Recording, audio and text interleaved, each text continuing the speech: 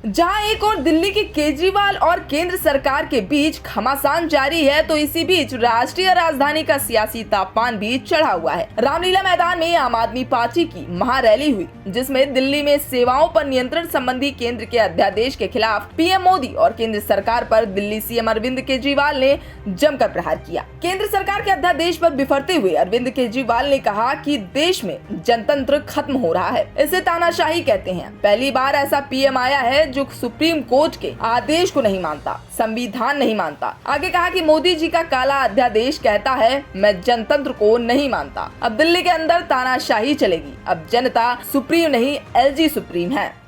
मोदी जी का अध्यादेश कहता है कि अब दिल्ली के अंदर जनतंत्र नहीं होगा, अब दिल्ली के अंदर तानाशाही चलेगी, अब दिल्ली के अंदर जनता सुप्रीम नहीं है, अब दिल्ली के अंदर एलजी सुप्रीम होगा।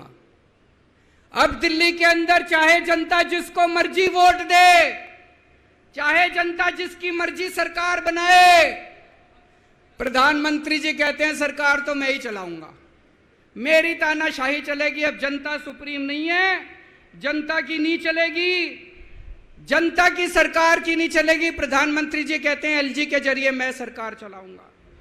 केजरीवाल यही नहीं रुके, उन्होंने कहा कि दिल्ली वालों ने मोदी जी को 7 एमपी सीट दी, पीएम बनाया, कहा आप देश संभालो। इतना ही नहीं, 70 में से 67 सीट मुझको दी, कहा केजरीवाल जी आप दिल्ली संभालो। 2020 में भी यही हुआ, लेकिन मोदी जी से देश तो संभल नहीं रहा, रोज उठते हैं और दिल्ली के काम को रोकते हैं। कहा कि चौथी पास राजा को समझ ही नहीं आ रहा देश कैसे संभाले। एक दिन कहते हैं 2000 का नोट आएगा, दूसरे दिन कहते हैं 2000 का नोट जाएगा। कोई समझदार प्रधानमंत्री होता तो ये तो समझ लेता कि नोट आएगा कि जाएगा। चौथी पास राजा को समझ ही नहीं आ रहा कि देश कैसे संभाले। एक दिन कहते हैं 2000 का नोट आएगा, 5 साल बाद कहते हैं 2000 का नोट जाएगा। अरे इनको समझ ही नहीं है। आप लोगों ने कोई समझदार प्रधानमंत्री बनाया होता, कम से कम ये तो बता देगा 2000 का नोट आएगा कि जाएगा।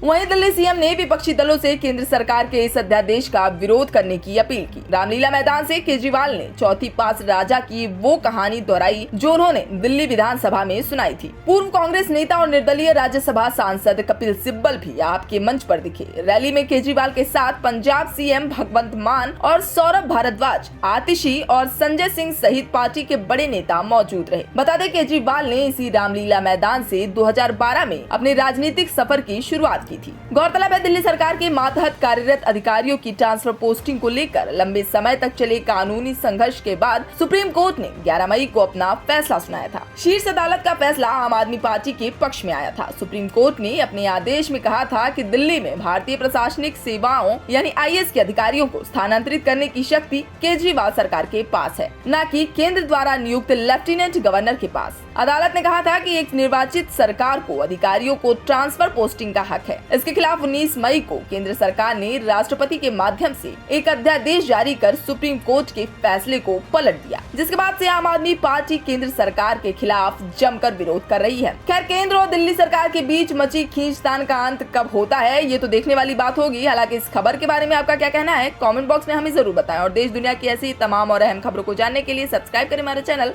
इंडिया पब्लिक खबर और बेल आइकन को दबाना बिल्कुल ना भूलें।